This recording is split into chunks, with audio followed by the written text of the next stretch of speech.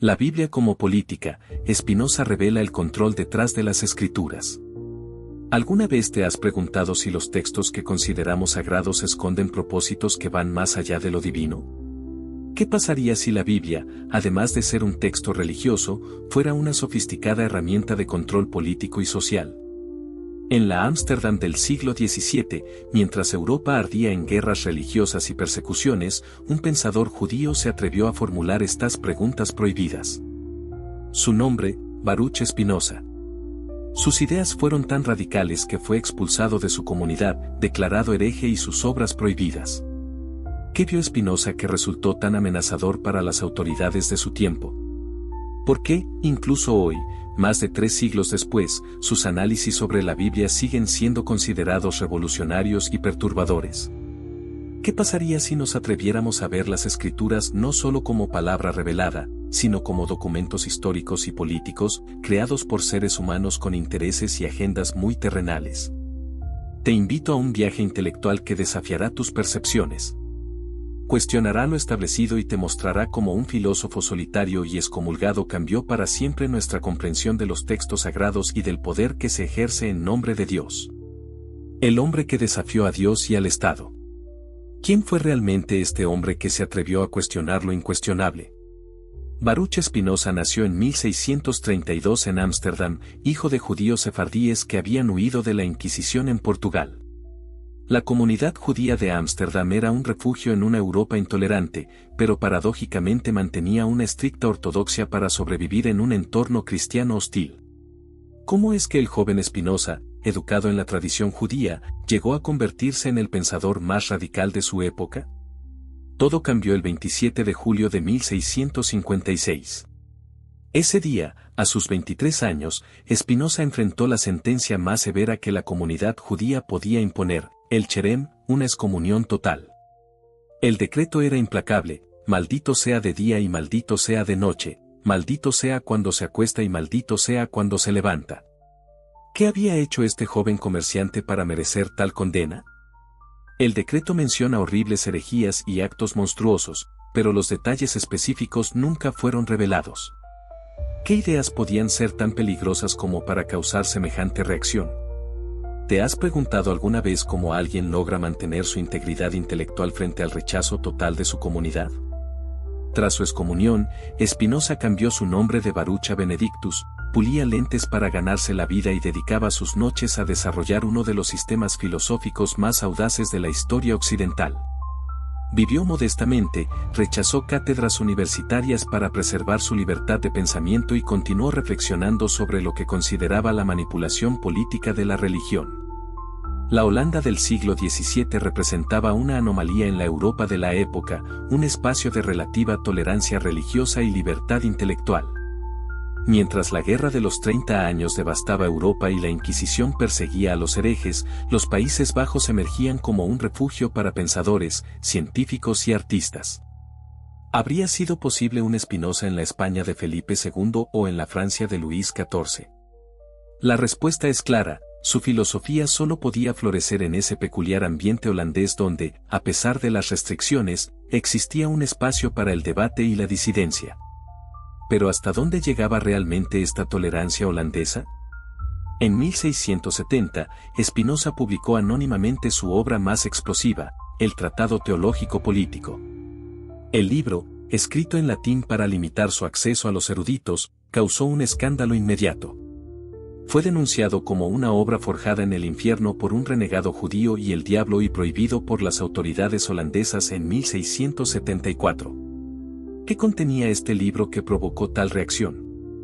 El tratado perseguía un objetivo fundamental: defender la libertad de pensamiento y expresión contra la tiranía religiosa que, según Spinoza, utilizaba la superstición para manipular a las masas y mantener su poder. El verdadero propósito del Estado, escribió, es la libertad. ¿No resulta sorprendente que un filósofo excomulgado, marginado socialmente, se convirtiera en uno de los primeros y más poderosos defensores de la libertad de expresión y pensamiento? ¿Y no es aún más sorprendente que este defensor de la libertad fuera también quien desarrolló una de las críticas más demoledoras a la autoridad de las Escrituras sagradas? Pero, ¿Qué vio exactamente Spinoza en la Biblia que otros no habían visto o no se habían atrevido a expresar? La Biblia como documento histórico. ¿Qué sucedería si leyéramos la Biblia no como la palabra de Dios, sino como cualquier otro texto antiguo? Esta fue la revolucionaria propuesta metodológica de Spinoza. Para interpretar la Escritura, afirmó, es necesario elaborar su historia auténtica y, a partir de ella, como datos y principios ciertos, deducir el pensamiento de sus autores como una conclusión legítima. ¿Te has preguntado alguna vez por qué aceptamos sin cuestionar que Moisés escribió los primeros 5 libros de la Biblia? Spinoza fue uno de los primeros en señalar las incoherencias de esta atribución. ¿Cómo podría Moisés haber narrado su propia muerte en Deuteronomio? ¿Cómo podría referirse a sí mismo en tercera persona? ¿Cómo podría describir lugares con nombres que no existían en su época? A través de un análisis minucioso, Spinoza demostró que el Pentateuco era en realidad una compilación de textos de diversos autores y épocas, editados mucho después de Moisés, posiblemente por Esdras en el siglo V a.C.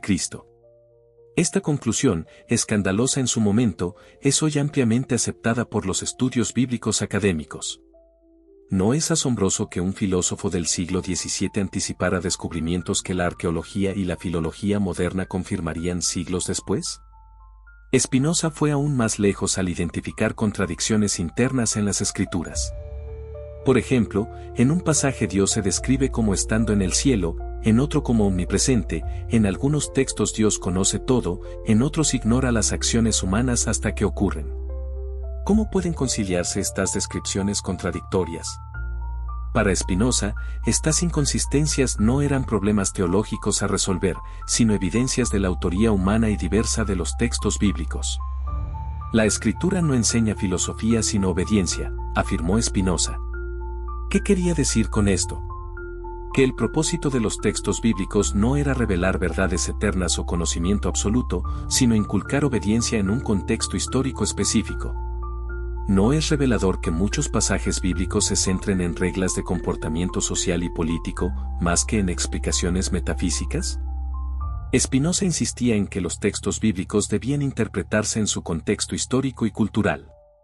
Las descripciones antropomórficas de Dios, con emociones humanas como ira o celos, no debían entenderse literalmente, sino como adaptaciones al entendimiento limitado de sociedades antiguas. ¿Habría sido posible comunicar conceptos teológicos complejos a pastores nómadas del segundo milenio antes de Cristo sin utilizar metáforas comprensibles para ellos? Esta perspectiva historicista fue revolucionaria. Mientras las autoridades religiosas insistían en la atemporalidad y universalidad de las Escrituras, Spinoza las situaba firmemente en su tiempo y lugar. Las historias y revelaciones se adaptaron al entendimiento del vulgo, escribió. ¿No es este enfoque, tan escandaloso en su tiempo, sorprendentemente similar al que aplican hoy los estudios bíblicos académicos? Profetas como figuras políticas. ¿Qué eran realmente los profetas bíblicos? ¿Mensajeros divinos con acceso privilegiado a los designios celestiales? Spinoza propuso una interpretación radicalmente diferente. Para él, los profetas no poseían un conocimiento superior o sobrenatural, sino una imaginación especialmente vívida. La profecía, escribió, requiere no una mente más perfecta, sino una imaginación más vívida. ¿Has notado que los profetas bíblicos rara vez hablan el lenguaje de la filosofía o la teología sistemática? En su lugar, utilizan metáforas, parábolas, visiones y sueños. Para Spinoza, esto no era casualidad. La profecía, según él, no transmitía conocimiento racional sino imágenes poderosas adaptadas a la mentalidad popular. ¿No es significativo que incluso las profecías más trascendentales se expresen a través de metáforas terrenales como pastores y rebaños, esposos e infieles, padres e hijos? ¿Pero qué función cumplían realmente estos profetas en la sociedad hebrea antigua? Spinoza los reinterpreta como reformadores morales y políticos, figuras que utilizaban el lenguaje religioso para intervenir en los asuntos políticos y sociales de su tiempo. Cuando Isaías critica a los poderosos que oprimen a los pobres, o cuando Jeremías advierte sobre las consecuencias de alianzas políticas imprudentes, ¿no están actuando como comentaristas políticos de su época? La genialidad de los profetas, según Spinoza, no residía en su conexión sobrenatural con lo divino, sino en su profunda comprensión de la psicología humana y las dinámicas sociales. ¿No es revelador que muchas profecías bíblicas sean sorprendentemente precisas en su análisis de las consecuencias de determinadas acciones políticas? Para Spinoza, esto no demostraba poderes sobrenaturales, sino una aguda percepción de las realidades geopolíticas de su tiempo. Spinoza observó también cómo los profetas adaptaban constantemente su mensaje al temperamento y opiniones de sus audiencias. A un pueblo inclinado al culto idolátrico le hablaban de un Dios celoso, a una nación derrotada le ofrecían esperanzas de restauración, a gobernantes corruptos les recordaban la justicia divina. ¿No es esta adaptación evidencia de una estrategia consciente para maximizar la efectividad e influencia de su mensaje? Esta perspectiva sobre los profetas como actores políticos que utilizaban el lenguaje religioso para influir en la sociedad fue profundamente subversiva. Mientras las autoridades religiosas presentaban a los profetas como canales pasivos de la voluntad divina, Spinoza los reinterpretaba como intelectuales comprometidos que intervenían activamente en los conflictos de su tiempo.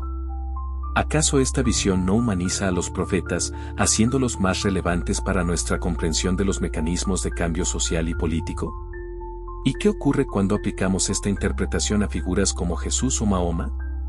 Aunque Spinoza es cauto al respecto, su metodología abre la puerta a entender incluso a los fundadores de las grandes religiones como reformadores que utilizaron el lenguaje religioso para transformar las estructuras sociales y políticas de su tiempo.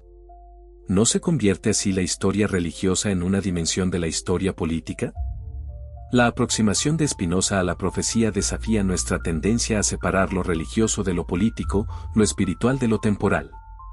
En su interpretación, los grandes líderes religiosos no estaban desconectados de las realidades terrenales sino profundamente inmersos en ellas, utilizando el lenguaje y las imágenes disponibles para catalizar cambios sociales. ¿No nos invita esto a reconsiderar la falsa dicotomía entre religión y política que las leyes divinas o el control social? ¿Has reflexionado alguna vez sobre el verdadero propósito de las numerosas leyes y rituales descritos en la Biblia? Mientras la interpretación tradicional las presenta como mandatos divinos para la santificación del pueblo, Spinoza propuso una lectura radicalmente diferente.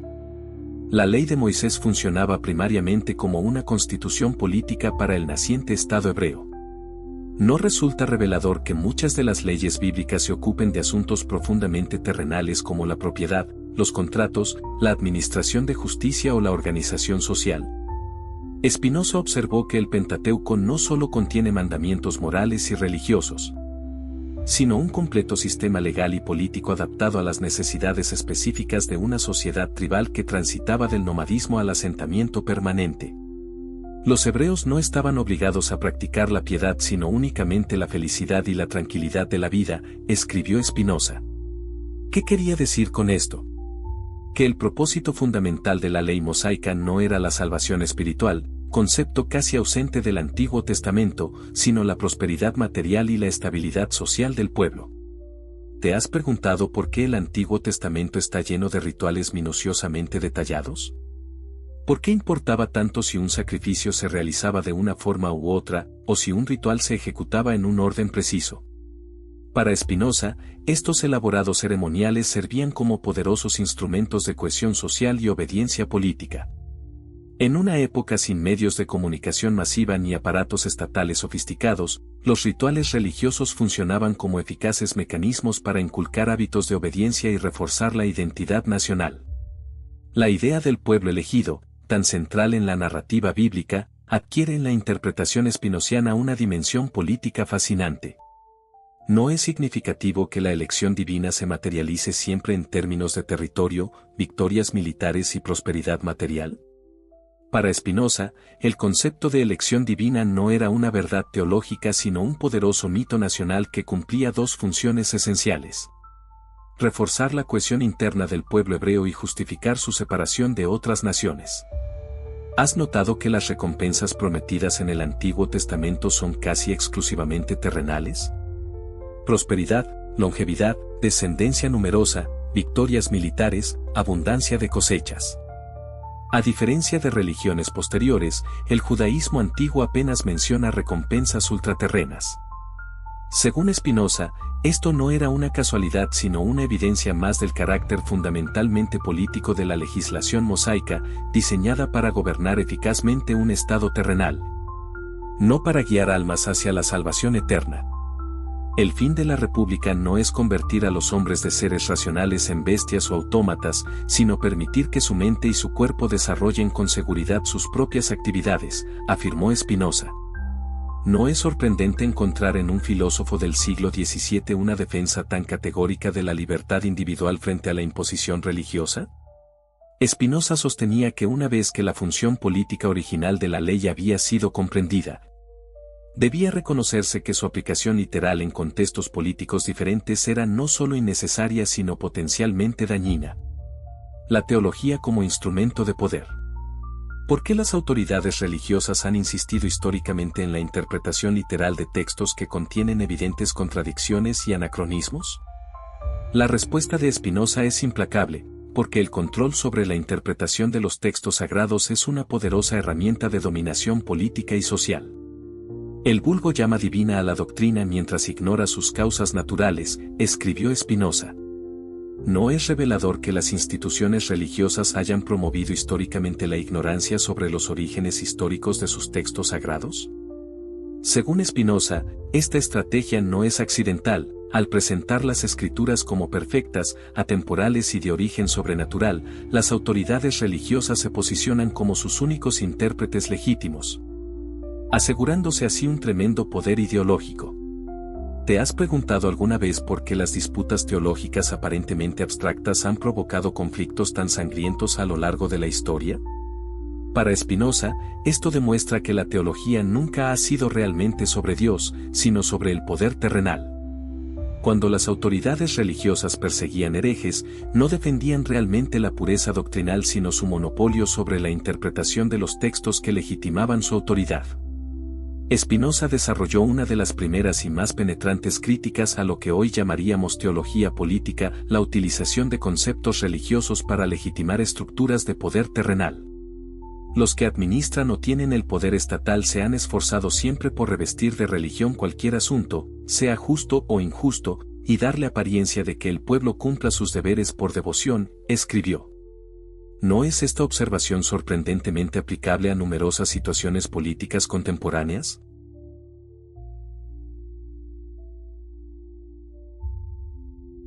La distinción entre fe y filosofía es central en el pensamiento spinoziano. Mientras la filosofía busca la verdad a través de la razón, la fe busca la obediencia a través de la imaginación. El fin de la filosofía no es otro que la verdad. El de la fe, como abundantemente hemos demostrado, no es otro que la obediencia y la piedad. No es significativo que Spinoza, frecuentemente acusado de ateísmo, no rechazara realmente la fe, sino que cuestionara su instrumentalización para fines políticos. La superstición, según Spinoza, florece donde reina el miedo y la ignorancia. Los hombres solo se dejan dominar por la superstición mientras tienen miedo, afirmó. ¿No resulta esclarecedor que muchos discursos religiosos institucionales enfaticen los castigos divinos, las catástrofes inminentes y las amenazas sobrenaturales? Para Spinoza, este énfasis no es accidental, el miedo es la emoción más eficaz para manipular el comportamiento humano. Quizás lo más subversivo del análisis spinoziano es su desmitificación del misterio teológico. Mientras las autoridades religiosas insistían en que ciertos aspectos de la doctrina eran misterios inescrutables que debían aceptarse por fe, Spinoza sugirió que este lenguaje del misterio era frecuentemente una cortina de humo para ocultar contradicciones lógicas o intereses políticos. Por misterio suelen entender ellos una serie de especulaciones aristotélicas o platónicas, escribió con ironía. ¿No es esta una crítica demoledora a la pretensión de profundidad de muchos discursos teológicos? Religión verdadera y libertad política. ¿Existe entonces para Spinoza una religión auténtica más allá de la manipulación política? Sorprendentemente, la respuesta es afirmativa. Spinoza distingue radicalmente entre la superstición institucionalizada que promueve la obediencia ciega y lo que él considera la verdadera esencia religiosa, la justicia y la caridad. La fe consiste en pensar de Dios tales cosas que, si se ignoran, se destruye la obediencia a Dios, y que, presupuesta esta obediencia, necesariamente se dan, afirmó Spinoza. Traducido a términos más accesibles, la verdadera fe se reduce a aquellas creencias estrictamente necesarias para promover la justicia y el amor al prójimo. Todo lo demás, dogmas metafísicos complejos, interpretaciones literales de pasajes oscuros, minuciosas regulaciones rituales, pertenece al ámbito de la especulación teológica y no debería imponerse como obligatorio. Spinoza propuso un criterio revolucionario. Cada uno tiene el derecho y el deber de adaptar estos dogmas de fe a su propia comprensión y de interpretarlos del modo que le parezca más fácil para poder aceptarlos sin vacilación alguna y con pleno asentimiento. ¿No es este un principio sorprendentemente moderno de interpretación personal de los textos sagrados? Para Spinoza, la verdadera piedad no requiere aceptar interpretaciones autoritativas, sino vivir según los principios éticos fundamentales. ¿Qué relación establece entonces Spinoza entre religión y Estado? Su posición es clara: deben estar separados no para proteger la pureza de la religión, como argumentarían muchos teólogos, sino para preservar la libertad política. La piedad hacia la patria es la suma piedad, escribió, sugiriendo que en un Estado bien ordenado, la verdadera religiosidad se expresa a través del compromiso cívico, no del sometimiento a autoridades eclesiásticas.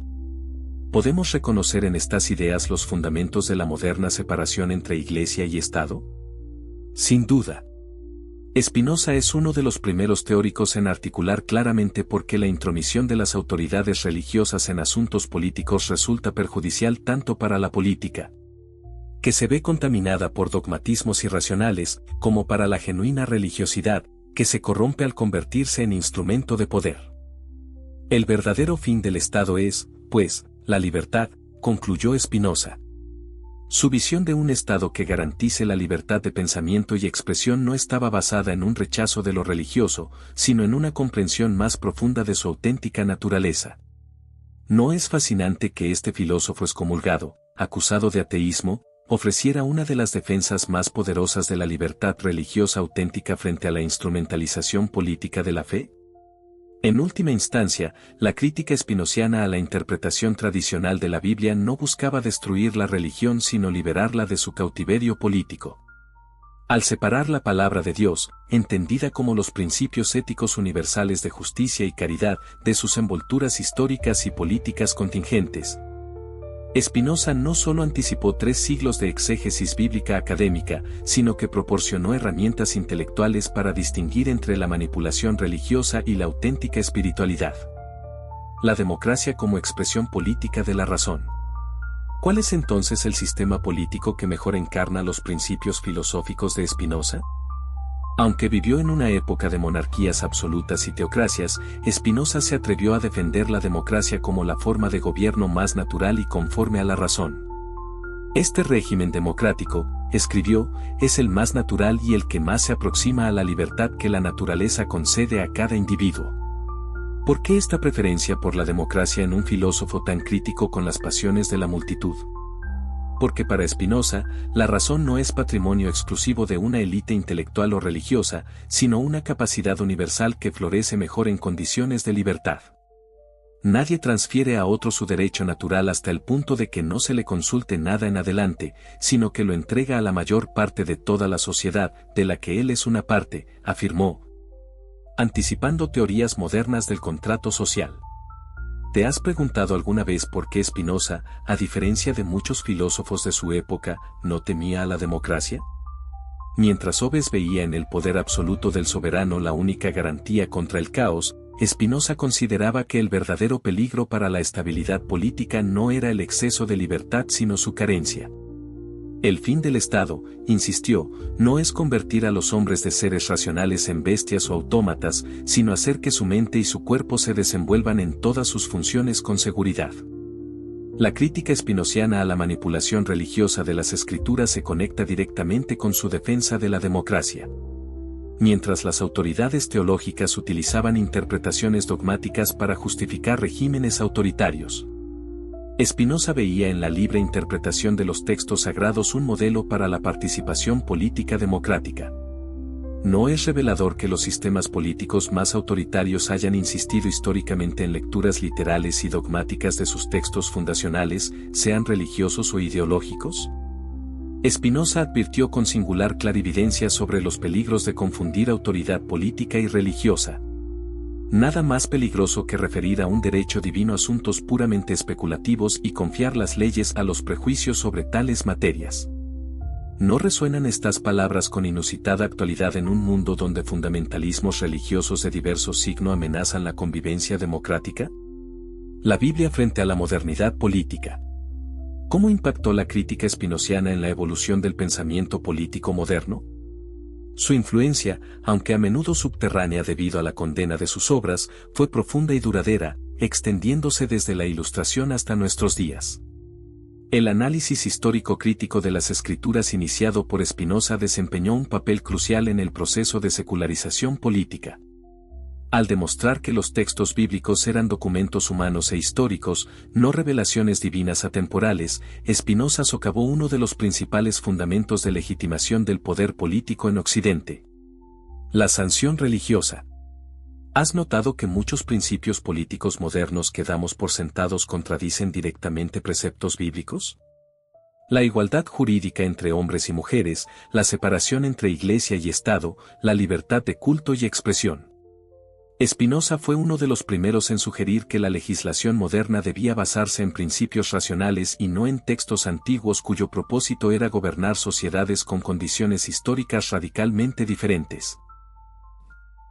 Los derechos civiles son independientes de las opiniones religiosas, afirmó Spinoza, anticipando un principio fundamental del constitucionalismo moderno. ¿No es significativo que esta idea, escandalosa en su tiempo, sea hoy considerada un pilar básico de las democracias contemporáneas? La crítica spinoziana a la instrumentalización política de la religión proporcionó herramientas conceptuales que siguen siendo relevantes para analizar fenómenos contemporáneos. Cuando hoy observamos cómo determinados grupos utilizan interpretaciones selectivas de textos sagrados para justificar agendas políticas, ¿no estamos presenciando exactamente el tipo de manipulación que Spinoza denunció hace más de 3 siglos? Spinoza nos legó algo más valioso que respuestas definitivas, nos dejó preguntas fundamentales que siguen interpelándonos. ¿Cómo conciliar la libertad individual con la cohesión social? ¿Qué papel deben jugar las tradiciones religiosas en sociedades pluralistas? ¿Cómo distinguir entre la legítima inspiración moral que las religiones pueden aportar a la vida pública y su instrumentalización para fines de poder? Spinoza en el siglo XXI, una lectura contemporánea. ¿Qué nos diría Spinoza hoy, en un mundo donde los fundamentalismos religiosos resurgentes coexisten con un secularismo a menudo superficial? Probablemente nos alertaría tanto contra el dogmatismo religioso como contra el desprecio irreflexivo hacia las tradiciones espirituales. ¿Has observado cómo muchas sociedades contemporáneas oscilan entre extremos igualmente problemáticos? Por un lado, movimientos que pretenden imponer interpretaciones literalistas de textos sagrados como base para la legislación civil, por otro. Visiones reduccionistas que ignoran la profunda influencia de las tradiciones religiosas en la configuración de valores e identidades colectivas. Spinoza nos invitaría a buscar un equilibrio más sabio. La distinción spinoziana entre la verdadera religión, centrada en la justicia y la caridad, y sus instrumentalizaciones políticas ofrece una vía para valorar críticamente el papel de lo religioso en las sociedades contemporáneas. ¿No necesitamos urgentemente criterios que nos permitan distinguir entre expresiones religiosas auténticas y manipulaciones ideológicas disfrazadas de piedad? El método interpretativo que Spinoza aplicó a la Biblia puede extenderse hoy a otros textos sagrados de nuestra cultura política, constituciones, declaraciones de derechos, manifiestos ideológicos. ¿No deberíamos aplicar a estos documentos la misma lectura crítica e históricamente contextualizada que Spinoza aplicó a las Escrituras? La paz no es la simple ausencia de guerra, sino una virtud que surge de la fortaleza del alma, escribió Spinoza. En un mundo fragmentado por identidades religiosas y políticas enfrentadas, su visión de una comunidad política basada en la razón compartida y no en dogmas excluyentes resulta más pertinente que nunca. ¿No es este el verdadero legado de su revolucionaria lectura política de la Biblia? La libertad como destino político y espiritual. Hemos recorrido un fascinante viaje a través del pensamiento de uno de los filósofos más audaces y originales de la historia occidental. Baruch Spinoza, el judío excomulgado de Ámsterdam, no solo revolucionó la interpretación de las escrituras sagradas, sino que estableció fundamentos conceptuales que siguen sustentando nuestra comprensión de la relación entre religión y política. ¿Qué lecciones podemos extraer de su análisis político de la Biblia para nuestro tiempo? Primero, que ningún texto, por sagrado que se considere, debería quedar exento de análisis crítico e histórico. Segundo, que debemos permanecer vigilantes ante la instrumentalización política de lo religioso. Tercero, que es posible y necesario distinguir entre la auténtica espiritualidad y su manipulación ideológica. La visión espinociana nos invita a una comprensión más madura y compleja tanto de la política como de la religión. Nos desafía a superar falsas dicotomías, entre razón y fe, entre individualidad y comunidad, entre libertad y orden. Su revolucionaria propuesta sigue resonando: la verdadera libertad política es inseparable de la libertad de pensamiento, y ambas requieren liberarse de dogmatismos que instrumentalizan lo sagrado para fines de poder. Concluyo, pues, escribió Spinoza al final del Tratado Teológico Político, que nada mejor puede hacer la República que conceder a cada uno la libertad de opinar y de decir lo que piensa. En un mundo donde la libertad de pensamiento y expresión sigue enfrentando amenazas tanto de fundamentalismos religiosos como de dogmatismos seculares, el pensamiento de Spinoza permanece como un faro de lucidez y valor intelectual. ¿No es extraordinario que las ideas de un filósofo solitario y perseguido del siglo XVII sigan iluminando nuestros debates contemporáneos? La obra de Spinoza nos recuerda que el verdadero propósito de la filosofía no es construir sistemas abstractos, sino transformar nuestra comprensión del mundo para vivir más libremente. La próxima vez que abras un texto considerado sagrado, sea la Biblia, la Constitución de tu país o cualquier documento fundacional, recuerda la lección spinociana: los textos no hablan por sí mismos, sino que son interpretados por seres humanos en contextos históricos específicos. Y en esa interpretación siempre están en juego intereses, valores y, fundamentalmente, relaciones de poder. Spinoza, el pulidor de lentes que nos ayudó a ver con mayor claridad los mecanismos del poder teológico político, nos dejó una herencia invaluable: la convicción de que la libertad de pensamiento es el fundamento de toda libertad política y que ninguna autoridad, secular o religiosa, tiene derecho a imponernos qué pensar. En un mundo donde las fronteras entre lo religioso y lo político siguen siendo disputadas y problemáticas, su legado permanece como una invitación a pensar por nosotros mismos y a construir comunidades políticas basadas no en el miedo y la superstición, sino en la razón compartida y la libertad.